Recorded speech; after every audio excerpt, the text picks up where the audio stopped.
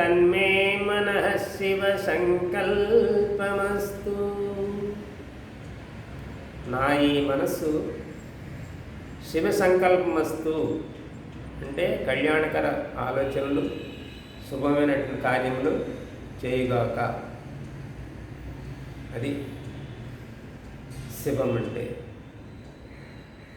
లోకంలో ప్రతి సంవత్సరం శివరాత్రి పండుగ జరుపుకుంటున్నారు. శివుడు ప్రత్యక్షం అవడం కోసం అందరూ కూడా భక్తి పారవస్యంలో, గుళ్ళు ఖాళీ లేవు, ఎక్కడ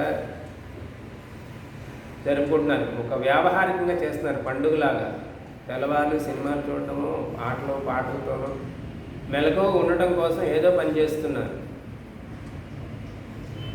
అలాగే పురాణాల్లో కూడా కథలు రాసేశారు. ఆ రాసిన కథల్లో గుణనిధి కథ ఒకటి. గుణనిధి అనేవాడు దొంగతనం చేస్తాడు.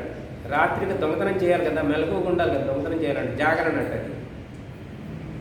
వెంటపడతారు వాడిని పట్టుకోవడానికి పోలీసులు. వెంటపడితే పారిపోయి వేశ్య గృహంలో దూరతాడు. తెల్లవాళ్ళు వేశ్యతో గడుపుతాడు. ఆడు నిద్రపోలే ఇంకా. కాబట్టి ఆడు నిద్రపోలేదు, జాగరణలో ఉన్నాడు కాబట్టి శివుడు ప్రత్యక్షం అయిపోయాడు.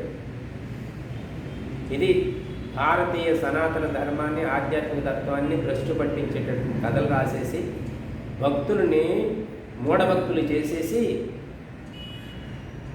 వ్యాపారాలు చేసేసుకుంటున్నారు.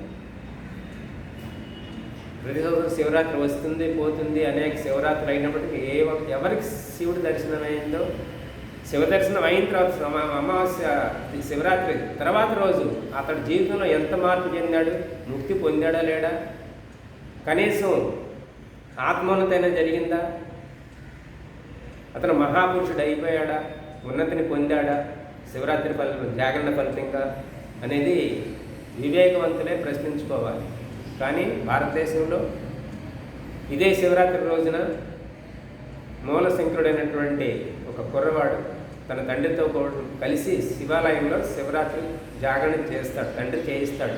ఎందుకంటే శివుడు ప్రత్యక్షం అవుతాడని చెప్తాడని ఆయన కూడా మెలకువగానే ఉంటాడు. తెల్లవారులు ఉంటాడు, కానీ తెల్లవారులు అర్ధరాత్రి దాటిపోయినది అంత నిదానం నిధిలో జారుకుంటాడు. ఆ శివలింగం పైన ఎలుకలు తిరుగుతుంటాయి. చూసి ఇదేమిటి ఇంత మహేశ్వరుడు శంకరుడు త్రిశూలధారి, అతని మీద ఎలుకలు తిరుగుతున్న అతను ఏం చేయట్లేదు ఏంటని తండ్రిని లేపు అడుగుతాడు. అడిగితే వాళ్ళు సమాధానం చెప్పరు. ఆ శివలింగమే శివుడు, నువ్వు ఎలాంటి ప్రశ్నలు వేయకూడదు, పడుకోమంటాడు. అతను ఆ ప్రశ్న సమాధానం కోసం ఇల్లు విడిచిపెట్టి హిమాలయాలకు వెళ్ళిపోతాడు. వెళ్ళిపోయి అక్కడ ఆశ్రమాలకు చేరి, గురువులు చేరి అక్కడ వేదాలు నేర్చుకొని యోగ సాధన చేసి అష్టాంగ యోగ సాధనతో ఈశ్వరుడి దర్శనం చేసుకుంటారు. ఆ శివరాత్రి అతనికి బోధరాత్రి అయింది. బుద్ధి పరిణితి చెందింది. తాను తెలుసుకున్నటువంటి ఆ వేద జ్ఞాన సారాంశాన్ని లోకానికి చాటడం కోసం కౌపీనదారి అన్నీ వదిలేసి గోచితో సమాజం అంతా తిరిగి యథార్థ భగవత్తత్వాన్ని బోధించాడు మహానుభావుడు. అది బోధరాత్రి. కానీ నేడు జరుగుతున్నది ఏంటి? ఈ శివరాత్రి వల్ల ఏం ప్రయోజనం కలుగుతుంది?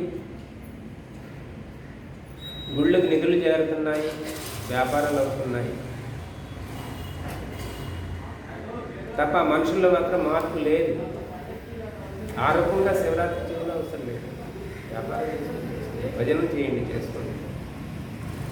కానీ భారతదేశంలో ఋషులు జన్మించారు. ఋషులు జన్మించినట్టే పుణ్యభూమిని, వేదవాణిని ప్రపంచానికి వినిపించినటువంటి దివ్య జ్ఞాన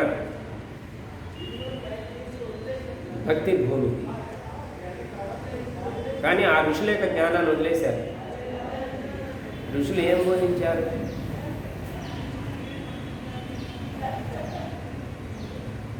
మనకి జన్మలో మానవ జన్మ, జంతువులు, పక్షులు, క్రిములు, కీటకాలు, హీనాతిహీన జన్మలు ఉన్నాయి. ఇందులో వైవిధ్యానికి కారణం ఏంటి?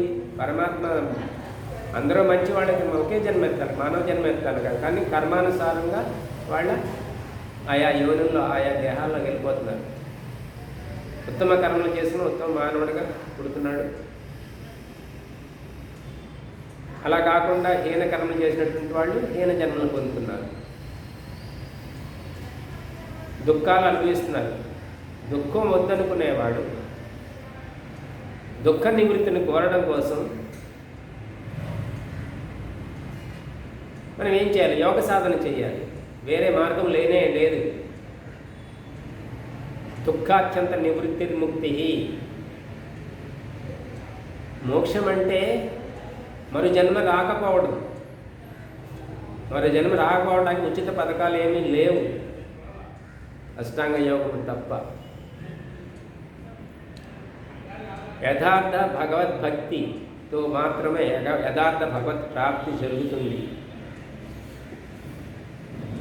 ఆ విషయాన్ని తెలుసుకొని మనము యథార్థ పదార్థ జ్ఞానం కోసం వేద అధ్యయనం చేయాలి.